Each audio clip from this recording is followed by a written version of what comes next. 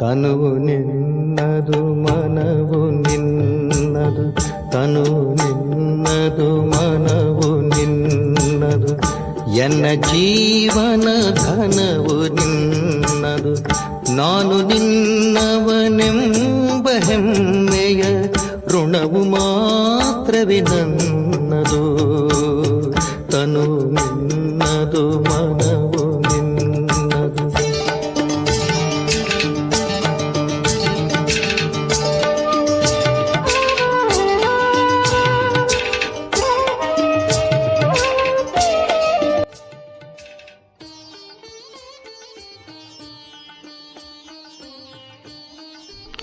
ಓಂ ಶಾಂತಿ.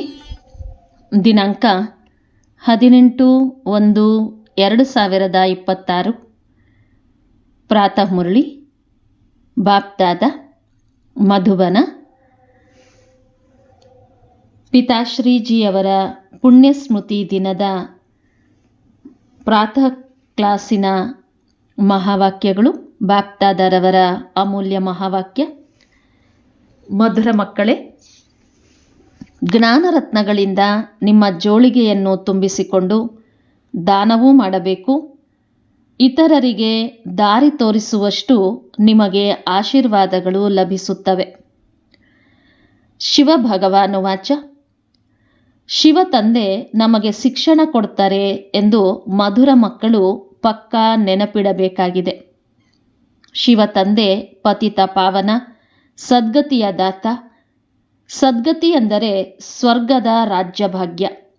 ಬಾಬಾ ಎಷ್ಟು ಮಧುರರಾಗಿದ್ದಾರೆ, ಎಷ್ಟು ಪ್ರೀತಿಯಿಂದ ಮಕ್ಕಳಿಗೆ ಕುಳಿತು ಶಿಕ್ಷಣ ಕೊಡ್ತಾರೆ.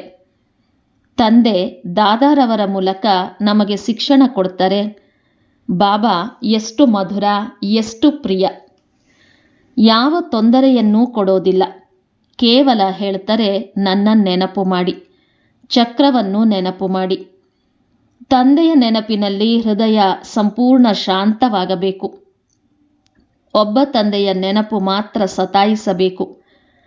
ಏಕೆಂದರೆ ತಂದೆಯಿಂದ ದೊರೆಯುವ ಆಸ್ತಿ ಬಹಳ ದೊಡ್ಡದು. ತಮ್ಮನ್ನು ತಾವು ನೋಡಿಕೊಳ್ಳಬೇಕು. ನನಗೆ ತಂದೆಯೊಂದಿಗೆ ಎಷ್ಟು ಪ್ರೀತಿ ಇದೆ, ನಮ್ಮಲ್ಲಿ ದೈವಿ ಗುಣಗಳು ಎಷ್ಟಿವೆ. ನೀವೀಗ ಮುಳ್ಳಿನಿಂದ ಹೂವಾಗುತ್ತೀರಿ. ಯೋಗದಲ್ಲಿ ಇದ್ದಷ್ಟು ಮುಳ್ಳು ಹೂವಾಗ್ತದೆ, ಸತೋಪ್ರಧಾನವಾಗ್ತದೆ. ಹೂವಾದ ಮೇಲೆ ಇಲ್ಲಿ ಉಳಿಯಲು ಆಗೋದಿಲ್ಲ. ಹೂಗಳ ತೋಟವೇ ಸ್ವರ್ಗ. ಯಾರು ಹೆಚ್ಚಿನ ಮುಳ್ಳುಗಳನ್ನು ಹೂವಾಗಿಸುತ್ತಾರೋ ಅವರಿಗೆ ನಿಜವಾದ ಸುಗಂಧಿತ ಹೂ ಎಂದು ಕರೀತಾರೆ. ಅವರು ಯಾರಿಗೂ ಮುಳ್ಳಾಗೋದಿಲ್ಲ. ಕ್ರೋಧ ದೊಡ್ಡ ಮುಳ್ಳಾಗಿದೆ, ಬಹಳಷ್ಟು ಜನರನ್ನು ಸತಾಯಿಸ್ತದೆ. ನೀವು ಮಕ್ಕಳು ಈಗ ಸಂಗಮ ಯುಗದಲ್ಲಿ ಮುಳ್ಳಿನ ಪ್ರಪಂಚದಿಂದ ಈ ತೀರಕ್ಕೆ ಬಂದು ಬಿಟ್ಟಿದ್ದೀರಿ. ಮಾಲಿ ಹೂಗಳನ್ನು ವಿಭಿನ್ನ ಪಾತ್ರೆಯಲ್ಲಿಡುವಂತೆ ತಂದೆ ಈಗ ನಿಮ್ಮನ್ನು ಸಂಗಮ ಯುಗದ ಪಾತ್ರೆಯಲ್ಲಿ ಪ್ರತ್ಯೇಕವಾಗಿಟ್ಟಿದ್ದಾರೆ. ನಂತರ ನೀವು ಹೂಗಳಾಗಿ ಸ್ವರ್ಗಕ್ಕೆ ಹೋಗ್ತೀರಿ. ಕಲಿಯುಗದ ಮುಳ್ಳುಗಳು ಭಸ್ಮವಾಗ್ತವೆ. ಮಧುರ ಮಕ್ಕಳು ತಿಳಿದುಕೊಂಡಿದ್ದಾರೆ, ಪಾರಲೌಕಿಕ ತಂದೆಯಿಂದ ನಮಗೆ ಅವಿನಾಶಿ ಆಸ್ತಿ ಸಿಗ್ತದೆ. ಬಾಪ್ದಾದರೊಂದಿಗೆ ಸಂಪೂರ್ಣ ಪ್ರೀತಿ ಇರುವ ನಿಜವಾದ ಮಕ್ಕಳು ಬಹಳ ಖುಷಿಯಾಗಿರ್ತಾರೆ. ನಾವು ಜಗತ್ತಿನ ಮಾಲೀಕರಾಗ್ತೇವೆ. ಹೌದು, ಅದು ಪುರುಷಾರ್ಥದಿಂದ, ಹೇಳೋದರಿಂದ ಮಾತ್ರವಲ್ಲ. ಅನನ್ಯ ಮಕ್ಕಳು ಸದಾ ನೆನಪಿಡ್ತಾರೆ, ನಾವು ಪುನಃ ಸೂರ್ಯವಂಶಿ ಚಂದ್ರವಂಶಿ ರಾಜಧಾನಿ ಸ್ಥಾಪಿಸುತ್ತಿದ್ದೇವೆ. ತಂದೆ ಹೇಳ್ತಾರೆ, ಮಧುರ ಮಕ್ಕಳೇ, ನೀವೆಷ್ಟು ಜನರ ಕಲ್ಯಾಣ ಮಾಡ್ತೀರೋ ಅಷ್ಟೂ ನಿಮಗೆ ಪ್ರಾಪ್ತಿ ಸಿಗ್ತದೆ. ಅನೇಕರಿಗೆ ದಾರಿ ತೋರಿಸಿದರೆ ಅನೇಕರ ಆಶೀರ್ವಾದ ಸಿಗ್ತದೆ. ಜ್ಞಾನರತ್ನಗಳಿಂದ ಜೋಳಿಗೆಯನ್ನು ತುಂಬಿಸಿಕೊಂಡು ನಂತರ ದಾನ ಮಾಡಬೇಕು. ಜ್ಞಾನಸಾಗರ ನಿಮಗೆ ರತ್ನಗಳ ತಟ್ಟೆಗಳನ್ನು ತುಂಬಿಕೊಡ್ತಾರೆ. ಆ ರತ್ನಗಳನ್ನು ಯಾರು ದಾನ ಮಾಡ್ತಾರೋ ಅವರು ಎಲ್ಲರಿಗೂ ಪ್ರಿಯರಾಗ್ತಾರೆ. ಮಕ್ಕಳ ಹೃದಯದಲ್ಲಿ ಎಷ್ಟು ಖುಷಿ ಇರಬೇಕು. ಬುದ್ಧಿವಂತ ಮಕ್ಕಳು ಹೇಳ್ತಾರೆ, ನಾವು ತಂದೆಯಿಂದ ಸಂಪೂರ್ಣ ಆಸ್ತಿ ಪಡಿತೇವೆ, ತಕ್ಷಣ ಸಿದ್ಧರಾಗ್ತೇವೆ. ತಂದೆಯ ಮೇಲೆ ಅಪಾರ ಪ್ರೀತಿ ಇರ್ತದೆ, ಏಕೆಂದರೆ ಅವರು ಪ್ರಾಣದಾತ, ಜ್ಞಾನದ ವರದಾನದಿಂದ ನಾವು ಏನಿಂದ ಏನಾಗ್ತೇವೆ, ನಿರ್ಧನರಿಂದ ಧನವಂತರಾಗ್ತೇವೆ. ತಂದೆ ನಮ್ಮನ್ನು ಖಜಾನೆಯಿಂದ ಭರ್ಪೂರ್ ಮಾಡ್ತಾರೆ. ತಂದೆಯ ನೆನಪು ಮಾಡಿದಷ್ಟೂ ಪ್ರೀತಿ ಹೆಚ್ಚಾಗ್ತದೆ, ಸೆಳೆತ ಹೆಚ್ಚಾಗ್ತದೆ. ಸೂಜಿ ಶುದ್ಧವಾಗಿದ್ದರೆ ಅಯಸ್ಕಾಂತದ ಕಡೆಗೆ ಸೆಳೆಯಲ್ಪಡುತ್ತದೆಯಲ್ಲವೇ? ತಂದೆಯ ನೆನಪಿನಿಂದ ಬಂಧನಗಳು ಕಡಿದು ಹೋಗ್ತವೆ. ಒಬ್ಬ ತಂದೆಯ ಹೊರತು ಬೇರೆ ಯಾರೂ ನೆನಪಿಗೆ ಬರಬಾರದು. ತಂದೆ ತಿಳಿಸ್ತಾರೆ, ಮಧುರ ಮಕ್ಕಳೇ, ಈಗ ತಪ್ಪು ಮಾಡಬೇಡಿ. ಸ್ವದರ್ಶನ ಚಕ್ರಧಾರಿಯಾಗಿ, ಲೈಟ್ ಹೌಸ್ ಆಗಿ. ಸ್ವದರ್ಶನ ಚಕ್ರಧಾರಿಯಾಗುವ ಅಭ್ಯಾಸ ಚೆನ್ನಾಗಾದರೆ ನೀವೇ ಜ್ಞಾನ ಸಾಗರರಂತೆ ಆಗ್ತೀರಿ. ವಿದ್ಯಾರ್ಥಿಗಳು ಓದಿ ಶಿಕ್ಷಕರಾಗುವಂತೆ. ನಿಮ್ಮ ಕೆಲಸವೇ ಇದು. ಎಲ್ಲರನ್ನೂ ಸ್ವದರ್ಶನ ಚಕ್ರಧಾರಿಯನ್ನಾಗಿ ಮಾಡಿ, ಆಗ ನೀವು ಚಕ್ರವರ್ತಿ, ರಾಜ, ರಾಣಿಯಾಗ್ತೀರಿ. ಅದಕ್ಕಾಗಿ ತಂದೆ ಸದಾ ಕೇಳ್ತಾರೆ, ಸ್ವದರ್ಶನ ಚಕ್ರಧಾರಿಗಳಾಗಿ ಕುಳಿತಿದ್ದೀರಾ? ತಂದೆಯೇ ಸ್ವದರ್ಶನ ಚಕ್ರಧಾರಿ. ತಂದೆ ಬಂದಿದ್ದಾರೆ ಮಧುರ ಮಕ್ಕಳನ್ನು ವಾಪಸ್ ಕರೆದುಕೊಂಡು ಹೋಗಲು. ಮಕ್ಕಳಿದ್ದರೆ ನಮಗೂ ನೆಮ್ಮದಿ ಇರೋದಿಲ್ಲ. ಸಮಯ ಬಂದಾಗ ಸಂಕಲ್ಪ ಬರ್ತದೆ, ಇನ್ನು ಹೋಗಬೇಕು. ಮಕ್ಕಳು ಬಹಳ ಕರೀತಾರೆ. ಬಹಳ ದುಃಖದಲ್ಲಿದ್ದಾರೆ, ದಯೆ ಬರ್ತದೆ. ಈಗ ನೀವು ಮಕ್ಕಳೇ ಮನೆಗೆ ಹೋಗಬೇಕು. ನಂತರ ಅಲ್ಲಿ ನೀವು ತಮ್ಮ ಸ್ಥಿತಿಯ ಅನುಸಾರ ಸುಖಧಾಮಕ್ಕೆ ಹೋಗ್ತೀರಿ. ಅಲ್ಲಿ ನಾನು ನಿಮ್ಮ ಸಂಗಾತಿಯಾಗಿರೋದಿಲ್ಲ. ಅಲ್ಲಿ ನಿಮ್ಮ ಸ್ಥಿತಿಯ ಅನುಸಾರ ಆತ್ಮ ತೆರಳುತ್ತದೆ. ನೀವು ಮಕ್ಕಳು ತಂದೆಯ ನೆನಪಿನಲ್ಲಿ ಇದ್ದಷ್ಟು ಇತರರಿಗೆ ಶಿಕ್ಷಣ ಕೊಡುವ ಪ್ರಭಾವವಾಗ್ತದೆ. ಹೆಚ್ಚು ಮಾತನಾಡುವ ಅಗತ್ಯವಿಲ್ಲ. ಆತ್ಮಾಭಿಮಾನಿಯಾದರೆ ಸ್ವಲ್ಪ ಹೇಳಿದರೂ ಸಹ ಬಾಣ ನಾಟ್ತದೆ. ತಂದೆ ಹೇಳ್ತಾರೆ, ಮಕ್ಕಳೇ, ಕಳೆದದ್ದು ಕಳೆದು ಹೋಯಿತು. ಮೊದಲು ನಿಮ್ಮನ್ನು ಸುಧಾರಿಸಿಕೊಳ್ಳಿ. ನೀವು ಸ್ವತಃ ನೆನಪು ಮಾಡದೆ ಇತರರಿಗೆ ಹೇಳ್ತಾ ಇದ್ದರೆ ಅದು ತಲುಪುವುದಿಲ್ಲ. ಮನಸ್ಸು ತಿನ್ನುತ್ತಿರುತ್ತದೆ. ತಂದೆಯ ಮೇಲೆ ಸಂಪೂರ್ಣ ಪ್ರೀತಿ ಇಲ್ಲದಿದ್ದರೆ ಶ್ರೀಮತದಂತೆ ನಡೆಯಲಾಗೋದಿಲ್ಲ. ತಂದೆಯಂತಹ ಶಿಕ್ಷಣ ಯಾರೂ ಕೊಡಲಾರರು. ತಂದೆ ಹೇಳ್ತಾರೆ, ಮಧುರ ಮಕ್ಕಳೇ, ಈ ಹಳೆಯ ಪ್ರಪಂಚವನ್ನು ಈಗ ಮರೆತು ಬಿಡಿ. ಅಂತ್ಯದ ಸಮಯದಲ್ಲಿ ಹೇಗಾದರೂ ಸರಿ ಮರೆಯಲೇಬೇಕು. ಬುದ್ಧಿ ಶಾಂತಿಧಾಮ, ಸುಖಧಾಮಗಳ ಕಡೆಗೆ ಹೋಗಬೇಕು. ತಂದೆಯ ನೆನಪು ಮಾಡ್ತಾ ಮಾಡ್ತಾ ತಂದೆಯ ಬಳಿಗೆ ಹೋಗಬೇಕು. ಪತಿತ ಆತ್ಮಗಳು ಸಹ ತಿಳಿಯಲಿ, ಅದು ಪಾವನ ಆತ್ಮಗಳ ಮನೆಯಾಗಿದೆ. ಶರೀರ ಪಂಚತತ್ವಗಳಿಂದ ನಿರ್ಮಾಣವಾಗಿರೋದು. ಆದ್ದರಿಂದ ಆ ಪಂಚತತ್ವಗಳು ಇಲ್ಲಿರಲು ಆತ್ಮವನ್ನು ಸೆಳೀತವೆ. ಏಕೆಂದರೆ ಆತ್ಮ ಇದನ್ನು ಆಸ್ತಿ ಎಂದು ತಿಳಿಯುತ್ತದೆ. ಅದಕ್ಕಾಗಿ ಶರೀರದ ಮೇಲೆ ಮಮತ್ವ ಉಂಟಾಗಿದೆ. ಈಗ ಈ ಮಮತ್ವವನ್ನು ತೆಗೆದು ನಮ್ಮ ಮನೆಗೆ ಹೋಗಬೇಕು. ಅಲ್ಲಿ ಈ ಪಂಚತತ್ವಗಳೇ ಇಲ್ಲ. ಸತ್ಯಯುಗದಲ್ಲಿ ಸಹ ಶರೀರ ಯೋಗ ಬಲದಿಂದ ನಿರ್ಮಾಣವಾಗ್ತದೆ. ಸತೋಪ್ರಧಾನ ಪ್ರಕೃತಿ ಇರೋದರಿಂದ ಅಲ್ಲಿ ಯಾವುದೇ ಸೆಳೆತವಿಲ್ಲ, ದುಃಖವಿಲ್ಲ. ಇವು ಬಹಳ ಸೂಕ್ಷ್ಮವಾಗಿ ಅರ್ಥ ಮಾಡಿಕೊಳ್ಳಬೇಕಾದ ಮಾತುಗಳು. ಇಲ್ಲಿನ ಪಂಚತತ್ವಗಳ ಬಲ ಆತ್ಮವನ್ನು ಸೆಳೀತದೆ. ಆದ್ದರಿಂದ ಶರೀರವನ್ನು ಬಿಟ್ಟು ಹೋಗಲು ಮನಸ್ಸಿಲ್ಲದಂತೆ ಆಗ್ತದೆ. ಆದರೆ ಇದರಲ್ಲಿ ನಿಜವಾಗಿ ಇನ್ನೂ ಹೆಚ್ಚು ಖುಷಿಯಾಗಿರಬೇಕು. ಪಾವನರಾದ ನಂತರ ಶರೀರವನ್ನು ಬೆಣ್ಣೆಯಿಂದ ಕೂದಲನ್ನು ತೆಗೆದುಕೊಳ್ಳುವಂತೆ ಸುಲಭವಾಗಿ ಬಿಟ್ಟು ಹೋಗುವಿರಿ. ಆದ್ದರಿಂದ ಶರೀರದಿಂದ ಮತ್ತು ಎಲ್ಲ ವಸ್ತುಗಳಿಂದ ಮಮತ್ವವನ್ನು ಸಂಪೂರ್ಣವಾಗಿ ತೆಗೆಯಬೇಕು. ಇದರಲ್ಲಿ ನಮಗೆ ಯಾವುದೇ ಸಂಪರ್ಕವಿಲ್ಲ.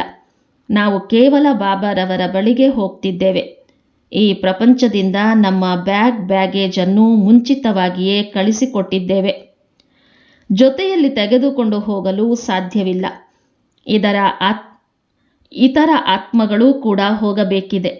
ಶರೀರವನ್ನೂ ಇಲ್ಲಿ ಬಿಡಲೇಬೇಕಾಗಿದೆ. ಬಾಬನ ಹೊಸ ಶರೀರದ ಸಾಕ್ಷಾತ್ಕಾರವನ್ನು ಈಗಾಗಲೇ ಮಾಡಿಸಿದ್ದಾರೆ. ವಜ್ರ ವೈಢೂರ್ಯಗಳಿಂದ ನಿರ್ಮಿತ ಮಹಲುಗಳು ದೊರೆಯುತ್ತವೆ. ಅಂತಹ ಸುಖಧಾಮಕ್ಕೆ ಹೋಗಲು ಎಷ್ಟು ಪರಿಶ್ರಮ ಮಾಡಬೇಕಾಗಿದೆ. ದಣಿಯಬಾರದು. ಹಗಲು ರಾತ್ರಿ ಬಹಳ ಸಂಪಾದನೆ ಮಾಡಲೇಬೇಕಾಗಿದೆ. ಆದ್ದರಿಂದ ಬಾಬಾ ಹೇಳಿದ್ದಾರೆ, ನಿದ್ದೆಯನ್ನು ಗೆಲ್ಲುವ ಮಕ್ಕಳೇ ಮಾಮೇಕಂ, ಕೇವಲ ನನ್ನನ್ನೇ ನೆನಪಿಸಿಕೊಳ್ಳಿರಿ ಮತ್ತು ವಿಚಾರಸಾಗರ ಮಂಥನ ಮಾಡಿ ಡ್ರಾಮಾದ ಸತ್ಯ ರಹಸ್ಯವನ್ನು ಬುದ್ಧಿಯಲ್ಲಿಟ್ಟುಕೊಂಡರೆ ಬುದ್ಧಿ ಸಂಪೂರ್ಣ ಶಾಂತ ಶೀತಲವಾಗ್ತದೆ. ಮಹಾರಥಿ ಮಕ್ಕಳು ಎಂದೂ ಅಲುಗಾಡೋದಿಲ್ಲ. ಶಿವಬಾಬಾರವರನ್ನು ನೆನಪು ಮಾಡುತ್ತಿದ್ದರೆ ಅವರೇ ಸಂಭಾಳನೆಯನ್ನೂ ಸಹ ಮಾಡ್ತಾರೆ. ತಂದೆ ನೀವು ಮಕ್ಕಳನ್ನು ದುಃಖದಿಂದ ಬಿಡಿಸಿ ಶಾಂತಿಯ ದಾನ ಕೊಡ್ತಾರೆ. ನೀವು ಸಹ ಶಾಂತಿಯ ದಾನ ಕೊಡಬೇಕು. ನಿಮ್ಮ ಈ ಅಪಾರ ಶಾಂತಿ, ಯೋಗ ಬಲ ಇತರರನ್ನು ಕೂಡ ಒಂದೇ ಕ್ಷಣದಲ್ಲಿ ಸಂಪೂರ್ಣ ಶಾಂತಗೊಳಿಸ್ತದೆ.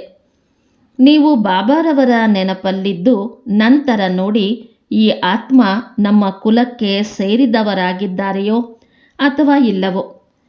ಒಂದು ವೇಳೆ ಆಗಿದ್ದರೆ ಅವರು ಒಂದೇ ಕ್ಷಣದಲ್ಲಿ ಶಾಂತವಾಗ್ತಾರೆ. ಈ ಕುಲದ ಆತ್ಮಗಳು ಮಾತ್ರವೇ ಈ ಮಾತುಗಳಲ್ಲಿ ಆಸಕ್ತಿ ಪಡೀತಾರೆ. ಮಕ್ಕಳು ಬಾಬಾರವರನ್ನು ನೆನಪು ಮಾಡುತ್ತಿದ್ದರೆ ತಂದೆಯೂ ಕೂಡ ಪ್ರೀತಿ ಮಾಡ್ತಾರೆ. ಆತ್ಮಕ್ಕೆ ಪ್ರೀತಿ ಮಾಡಲಾಗ್ತದೆ. ಯಾರು ಹೆಚ್ಚು ಭಕ್ತಿ ಮಾಡಿದ್ದಾರೋ ಅವರೇ ಹೆಚ್ಚು ಅಧ್ಯಯನ ಮಾಡ್ತಾರೆ. ಅವರ ಮುಖದಿಂದಲೇ ತಿಳಿದು ಬಿಡುತ್ತದೆ ತಂದೆಯ ಮೇಲೆ ಎಷ್ಟು ಪ್ರೀತಿ ಇದೆ ಎಂದು. ಆತ್ಮ ತಂದೆಯನ್ನು ನೋಡ್ತದೆ. ತಂದೆ ನಮ್ಮಂತಹ ಚಿಕ್ಕ ಬಿಂದು ರೂಪ ಆತ್ಮಗಳಿಗೆ ಶಿಕ್ಷಣ ನೀಡ್ತಿದ್ದಾರೆ. ನಾವು ಸಹೋದರ ಸಹೋದರಿಯರಿಗೆ ಶಿಕ್ಷಣ ನೀಡ್ತಿದ್ದೇವೆ ಎಂದು ಮುಂದೆ ಹೋದಂತೆ ನಿಮ್ಮದು ಇಂತಹ ಸ್ಥಿತಿ ಆಗಿಬಿಡುತ್ತದೆ. ರೂಪ ಸಹೋದರಿಯದ್ದು ಆಗಿದ್ದಾದರೂ ದೃಷ್ಟಿ ಆತ್ಮದ ಕಡೆಗೆ ಹೋಗ್ತದೆ. ಶರೀರದ ಮೇಲೆ ದೃಷ್ಟಿ ಹೋಗಬಾರದು. ಇದರಲ್ಲಿ ತುಂಬ ಪರಿಶ್ರಮ ಪಡಬೇಕಾಗ್ತದೆ. ಇದು ನಿಜಕ್ಕೂ ಸೂಕ್ಷ್ಮ ವಿಷಯ. ಇದು ಅತ್ಯಂತ ಶ್ರೇಷ್ಠ ವಿದ್ಯೆಯಾಗಿದೆ. ತೂಕ ಮಾಡಿ ನೋಡಿದರೆ ಈ ವಿದ್ಯೆ ಬಹಳ ಬೆಲೆಯುಳ್ಳದ್ದಾಗಿದೆ. ಒಳ್ಳೆಯದು. ಈ ಮಧುರಾತಿ ಮಧುರ ಅಗಲಿ ಹೋಗಿ ಮರಳಿ ಸಿಕ್ಕಿರುವ ಮಕ್ಕಳಿಗೆ ಮಾತಾಪಿತಾ ಬಾಪ್ದಾದಾರವರಿಂದ ನೆನಪು, ಪ್ರೀತಿ ಮತ್ತು ಗುಡ್ ಮಾರ್ನಿಂಗ್. ಆತ್ಮಿಕ ತಂದೆಯಿಂದ ಆತ್ಮಿಕ ಮಕ್ಕಳಿಗೆ ನಮಸ್ತೆ. ಆತ್ಮಿಕ ಮಕ್ಕಳ ಆತ್ಮಿಕ ತಂದೆಗೆ ನಮಸ್ತೆ, ನಮಸ್ತೆ, ನಮಸ್ತೆ. ಅವ್ಯಕ್ತ ಮಹಾವಾಕ್ಯಗಳು. ಮಹಾವೀರ ಮಕ್ಕಳ ಸಂಘಟನೆಯ ವಿಶೇಷತೆ ಏಕರಸ ಸ್ಥಿತಿ. ಮುರಳಿಯ ದಿನಾಂಕ 9/12/75. ಮಹಾವೀರರು ಎಂದರೆ ವಿಶೇಷಾತ್ಮ. ಇಂತಹ ಮಹಾವೀರರು ವಿಶೇಷಾತ್ಮಗಳ ಸಂಘಟನೆಯ ವಿಶೇಷತೆ ಈಗಿನ ಸಮಯದಲ್ಲಿ ಏನೆಂದರೆ ಒಂದೇ ಸಮಯದಲ್ಲಿ ಎಲ್ಲರ ಏಕರಸ ಸ್ಥಿತಿ ಇರಬೇಕು. ಯಾವ ಸ್ಥಿತಿಯಲ್ಲಿ ಎಷ್ಟು ಸಮಯ ನಿಲ್ಲಬೇಕೆಂದು ಬಯಸುತ್ತಾರೋ ಅಷ್ಟೇ ಸಮಯ ಆ ಸ್ಥಿತಿಯಲ್ಲಿ ಸಂಘಟಿತವಾಗಿ ನಿಲ್ಲುವಂತೆ ಆಗಬೇಕು. ಸಂಘಟಿತ ರೂಪದಲ್ಲಿ ಎಲ್ಲರ ಸಂಕಲ್ಪ ಎಂಬ ಬೆರಳು ಒಂದಾಗಬೇಕು. ಸಂಘಟನೆಯ ಈ ಅಭ್ಯಾಸ ಇಲ್ಲದಿರುವ ತನಕ ಸಿದ್ಧಿ ಸಾಧ್ಯವಿಲ್ಲ. ಸಂಘಟನೆಯಲ್ಲಿ ಈಗ ಆಜ್ಞೆಯಾದರೆ 5 ನಿಮಿಷಗಳ ತನಕ ವ್ಯರ್ಥ ಸಂಕಲ್ಪಗಳನ್ನು ಸಂಪೂರ್ಣವಾಗಿ ನಿಲ್ಲಿಸಿ ಬೀಜರೂಪ ಪವರ್ಫುಲ್ ಸ್ಥಿತಿಯಲ್ಲಿ ಏಕರಸವಾಗಿ ಕೂತ್ಕೊಳ್ಳಿ. ಹೀಗಾಗಲು ಅಭ್ಯಾಸ ಇದೆಯಾ? ಯಾರೋ ಒಬ್ಬರು ಮನನದಲ್ಲಿ, ಇನ್ನೊಬ್ಬರು ಆತ್ಮಿಕ ವಾರ್ತಾಲಾಪದಲ್ಲಿ, ಮತ್ತೊಬ್ಬರು ಅವ್ಯಕ್ತ ಸ್ಥಿತಿಯಲ್ಲಿದ್ದರೆ ಅದು ಆಜ್ಞೆ ಅನುಸರಿಸಿದಂತೆ ಆಗೋದಿಲ್ಲ. ಆಜ್ಞೆ ಬೀಜರೂಪವಾಗಬೇಕೆಂದಿದೆ, ಆದರೆ ಮಾಡುತ್ತಿರುವುದು ಆತ್ಮಿಕ ವಾರ್ತಾಲಾಪ. ಹೀಗಾದರೆ ಆಜ್ಞೆ ಪಾಲನೆಯಾಗೋದಿಲ್ಲ. ವ್ಯರ್ಥ ಸಂಕಲ್ಪಗಳ ಅಂತ್ಯ ಮಾಡಿದಾಗ ಇದು ಆಗುವುದು. ಏಕೆಂದರೆ ಎಲ್ಲ ಚಿಂತನೆಗಳ ಕಾರಣ ವ್ಯರ್ಥ ಸಂಕಲ್ಪಗಳೇ. ಈ ವ್ಯರ್ಥ ಸಂಕಲ್ಪಗಳನ್ನು ಮುಗಿಸಲು ಮತ್ತು ಸಂಘಟನೆಯನ್ನು ಶಕ್ತಿಶಾಲಿ ಏಕಮತವಾಗಿ ಮಾಡಲು ಯಾವ ಶಕ್ತಿ ಬೇಕು? ಒಂದು ನಂಬಿಕೆ, ಎರಡನೆಯದ್ದು ಸಮಾವೇಶಿಸಿಕೊಳ್ಳುವ ಶಕ್ತಿ. ಸಂಘಟನೆಯನ್ನು ಜೋಡಿಸುವ ದಾರವೇ ನಂಬಿಕೆ. ಯಾರು ಏನನ್ನಾದರೂ ಮಾಡಿದರೂ ತಪ್ಪಾದರೂ ಅದರ ಹಿಂದೆ ಅವರ ಸಂಸ್ಕಾರ, ಕಾಲ, ಪರಿಸ್ಥಿತಿಯ ಯಾವುದೋ ಅಂತರಂಗ ಭಾವನಾರ್ಥ ಇರುವುದು. ಸೇವೆ ಇರುವ ಜಾಗದಲ್ಲಿ ಅವರ ಸಂಸ್ಕಾರಗಳನ್ನು ಕರುಣೆ ದೃಷ್ಟಿಯಿಂದ ನೋಡಿ. ಅಲ್ಲಿ ಕೂಡ ಕಲ್ಯಾಣ ಇದೆ ಎಂಬ ದೃಷ್ಟಿ ಇರಬೇಕು. ಒಬ್ಬರ ತಪ್ಪನ್ನು ಮತ್ತೊಬ್ಬರು ವ್ಯರ್ಥವಾಗಿ ಹರಡಬಾರದು. ಯಾರಾದರೂ ತಮ್ಮ ತಪ್ಪನ್ನು ಅರಿತಾರೆ, ಆದರೆ ಅದನ್ನು ಹರಡಲು ಬಯಸೋದಿಲ್ಲ.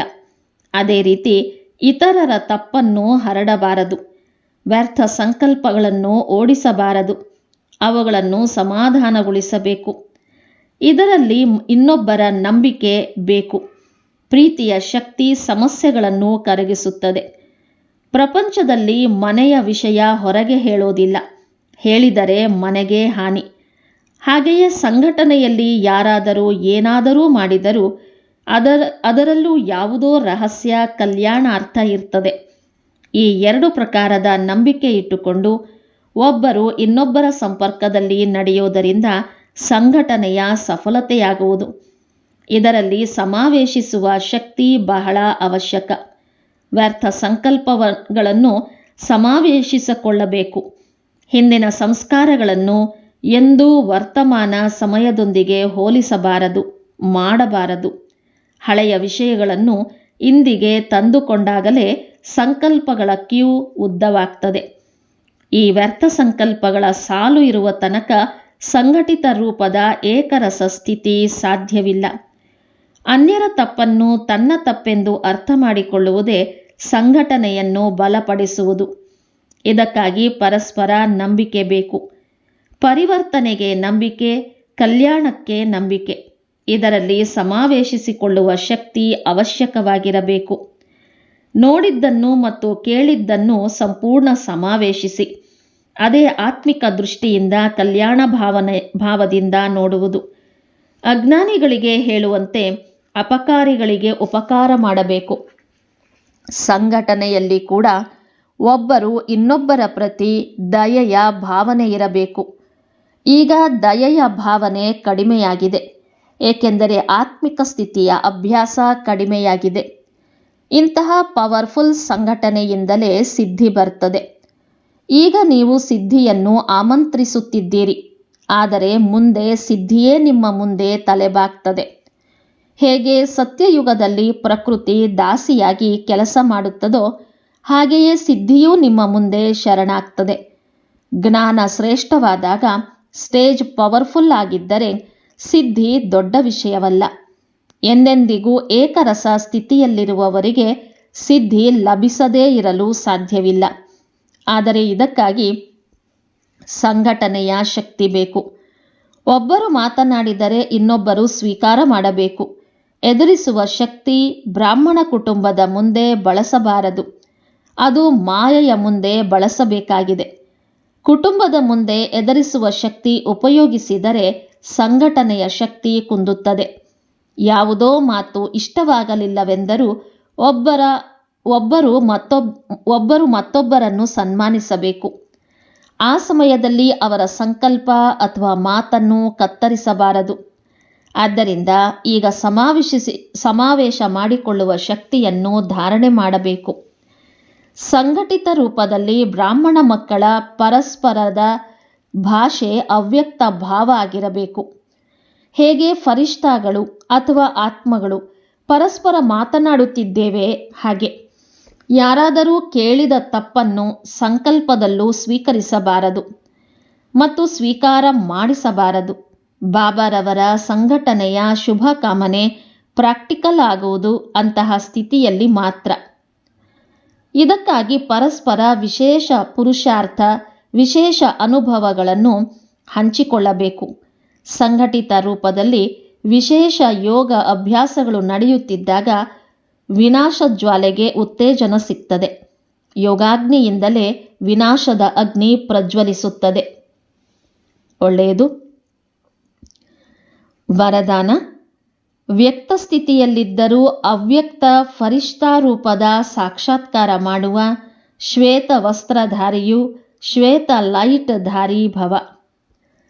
ಹೇಗೆ ಈಗಲೂ ಎಲ್ಲೆಡೆ ಕೇಳಿಸುತ್ತದೆ, ಈ ಶ್ವೇತ ವಸ್ತ್ರಧಾರಿಗಳ್ಯಾರು, ಎಲ್ಲಿಂದ ಬಂದರು? ಈಗ ಎಲ್ಲೆಡೆ ಫರಿಷ್ಠಾರೂಪದ ಸಾಕ್ಷಾತ್ಕಾರವಾಗುವಂತೆ ಜಾಗೃತರಾಗಿ. ಇದನ್ನು ಡಬಲ್ ಸೇವೆ ಎನ್ನುತ್ತಾರೆ. ಹೇಗೆ ಮೋಡಗಳು ಎಲ್ಲೆಡೆ ತುಂಬುತ್ತವೆಯೋ ಹಾಗೆ ಇದಾಗುವುದು ಶರೀರದಿಂದ ಭಿನ್ನ ಆಗಿ ಸೂಕ್ಷ್ಮ ಶರೀರದಿಂದ ಚಕ್ರ ಹಾಕುವ ಅಭ್ಯಾಸ ಮಾಡಿದಾಗ ಮನಸ್ಸು ಪವರ್ಫುಲ್ ಆಗ್ತದೆ. ಸುವಾಕ್ಯ: ಸರ್ವಗುಣ ಸರ್ವಶಕ್ತಿಯ ಅಧಿಕಾರಿಯಾಗಬೇಕಾದರೆ ಆಜ್ಞಾಕಾರಿಯಾಗಿ. ಅವ್ಯಕ್ತ ಸೂಚನೆ: ಈ ಅವ್ಯಕ್ತ ಮಾಸದಲ್ಲಿ ಬಂಧನ ಮುಕ್ತರಾಗಿ ಜೀವನ್ಮುಕ್ತ ಸ್ಥಿತಿಯ ಅನುಭವ ಮಾಡಿರಿ. ಹೇಗೆ ತಂದೆ ಸದಾ ಸ್ವತಂತ್ರರಾಗಿದ್ದಾರೋ ಹಾಗೆಯೇ ತಂದೆಯ ಸಮಾನರಾಗಿರಿ. ಬಾಪ್ದಾದ ಈಗ ಮಕ್ಕಳನ್ನು ಪರತಂತ್ರವಾಗಿ ನೋಡಲು ಸಾಧ್ಯವಿಲ್ಲ. ನೀವು ನಿಮ್ಮನ್ನು ಸ್ವತಂತ್ರಗೊಳಿಸಿಕೊಳ್ಳಲಾಗುತ್ತಿಲ್ಲ. ಸ್ವತಃ ನಿಮ್ಮ ಬಲಹೀನತೆಗಳಲ್ಲಿ ಬೀಳುತ್ತಾ ಇರ್ತೀರಿ ಎಂದರೆ ವಿಶ್ವ ಪರಿವರ್ತಕರು ಹೇಗಾಗುವಿರಿ?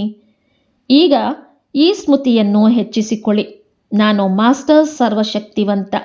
ಇದರಿಂದ ಸಹಜವಾಗಿ ಎಲ್ಲ ಪಂಜರಗಳಿಂದ ಮುಕ್ತವಾಗಿ ಹಾರುವ ಪಕ್ಷಿಯಂತೆ ಆಗುವಿರಿ. ಒಳ್ಳೆಯದು. ಓಂ ಶಾಂತಿ.